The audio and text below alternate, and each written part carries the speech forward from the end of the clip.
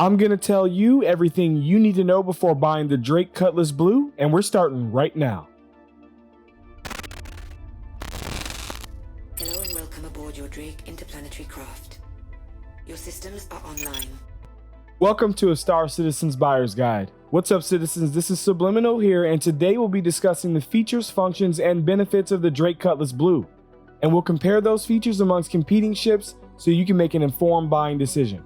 In this review, I'll cover a brief overview, compare stats, go over its default weapons and components, as well as my recommendations, review pros and cons, and finish up with my thoughts on the Cutlass Blue. I will not be doing a tour of this review. If you'd like to take a closer look at the Cutlass Blue, check out my first look in the info card found here. The 2950 Invictus Free Fly Week is coming to a close, and your chance to buy this ship is going with it. Special thanks to all the support from the community. It makes the 20 plus hours it takes to make one of these worth it. If this is our first time meeting, welcome. My name is SubliminaL and my passions are Star Citizen and content creation. Be sure to check out some of my other reviews in this series and consider subscribing. Remember to check the pinned comment below for corrections, afterthoughts, and updated loadouts. Enough for the formalities, let's get to it.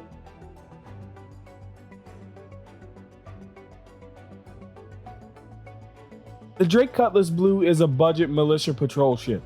It features Durasteel holding cells, lethal armaments, and long-run durability. It's commonly used by outer world militia because of its affordability. Drake Interplanetary is a human spacecraft manufacturer headquartered on Borea. They design, manufacture, and sell spaceships in the Star Citizen universe. Their ships have a characteristically robust and geometrical design that utilizes many low-tech materials. Drake's target group also includes pirates and militias.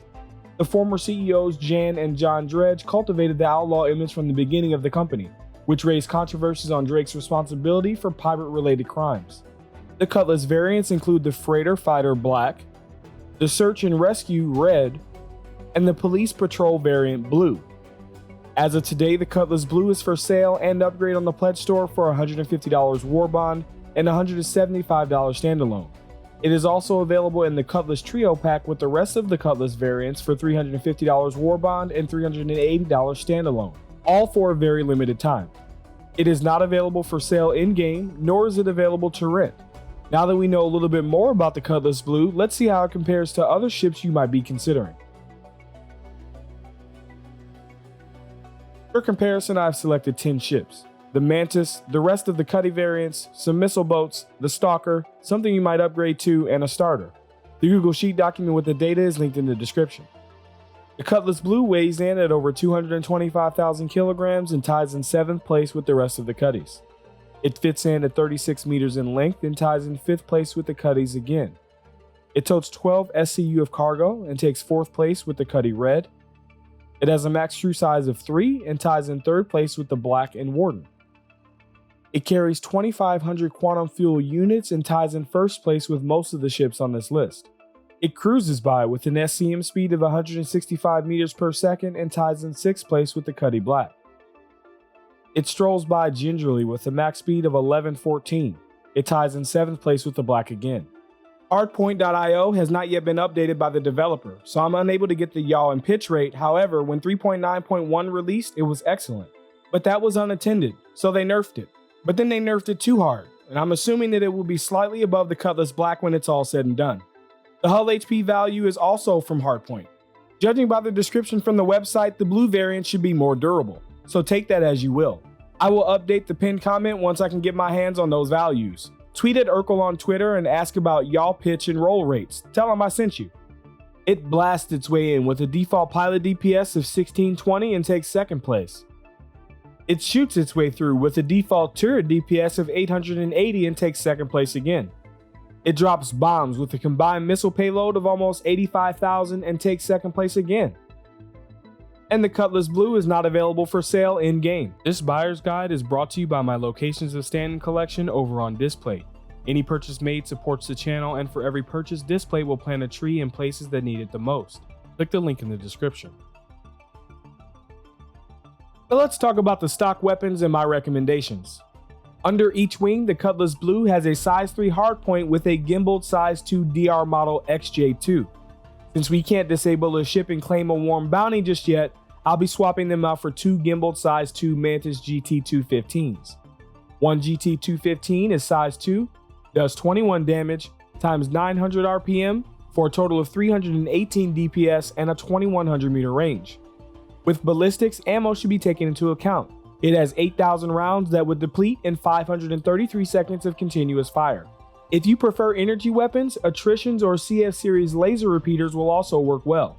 Above each wing, the Cutlass Blue already has another size 3 hardpoint with a gimbaled size 2 GT215, so we'll leave it there. All the way up top, the turret has 2 size 3 hardpoints with a CF337 Panther laser repeater. One Panther is size 3, does 96 damage, times 275 RPM for a total of 440 DPS and a 2100 meter range. I like these, so we'll keep them. For missiles, on each wing, the Blue comes with 3 MSD 442 missile racks that hold 4 Tempest 2s each. Tempest 2s are size 2, cross-section, do over 3,500 damage, have a 2.4 second lock time, and a 5,300 meter lock range. These are cross-section, so I'll keep them. Adding Rattler 2s would also be a great option. So let's talk about the standard components and my recommendations. The standard power plant on the Blue is the size 2 grade 3 military class turbo drive. I recommend swapping it out for the grade 1 military class JS400 with almost 10,700 max power generation per second and a 10-second draw request time. This will add an additional 1250 max power draw and shorten the time it takes to reach that power draw down to 10 seconds. For coolers, it comes with 2 size 2 grade 3 civilian class grapple coolers. For size 2 coolers, I prefer cool cores. They are a good balance between price and performance. One cool core is grade 3, industrial class, has a cooling rate of 8,000 kilos and a draw request time of 10 seconds.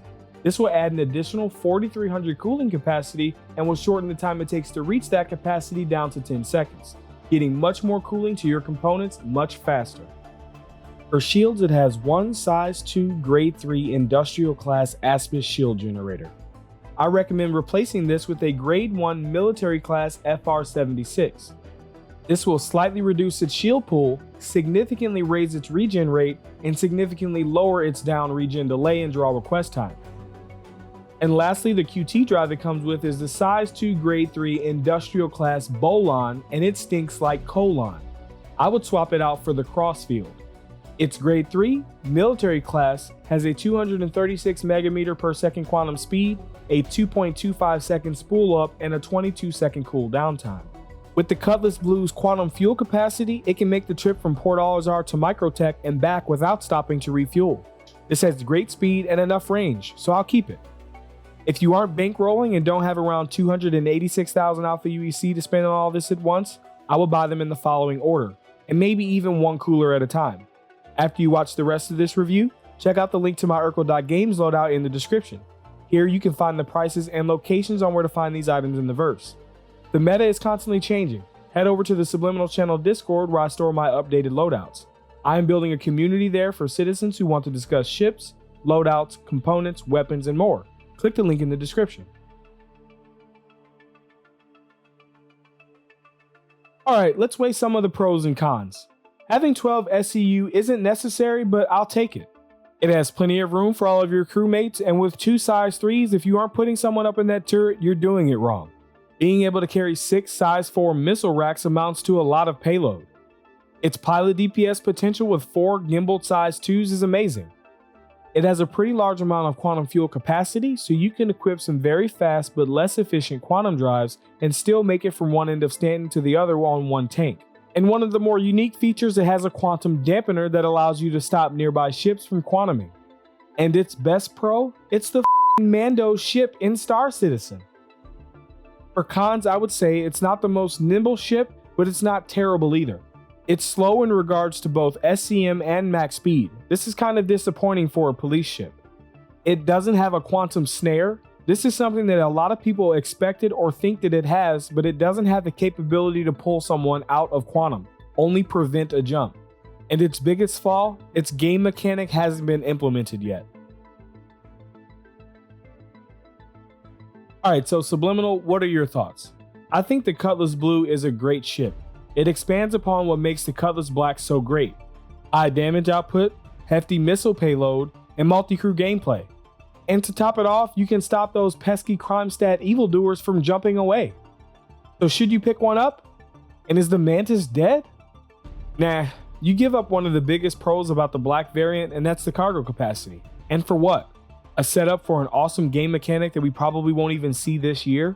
And it almost made the Mantis obsolete, but it doesn't have a quantum snare. I'd say the Cutlass Blue is for the org that wants to do some PvP and bounty hunting, but don't want to take or bring the one-trick pony Mantis into the fight to keep people from quantuming. As for an upgrade from the Cutlass Black, I'd say it's not worth the extra $50. In the future though, when the full bounty hunting experience comes into the game, I might have to change my name to the SubliminaL Mandalorian. I have spoken. Those are my thoughts. Let me hear yours down in the comments. If you've enjoyed this review, check out more of my content. If you'd like, there are 6 ways to support the channel. Number 1, you can smash that like button. Number 2, you can share this content with someone who may enjoy it. Number 3, you can check out my Locations of Stanton collection over on Display. Number 4, you can subscribe and turn on notifications by clicking the circle here. Number 5, you can become a channel member by clicking the join button below. And number 6, if you're feeling generous, consider becoming a patron. Some pledge perks can be seen here, including desktop versions of my Locations of Stanton collection available to all patrons. If not, your viewership is greatly appreciated. Until next time, citizens, I'll see you in the verse.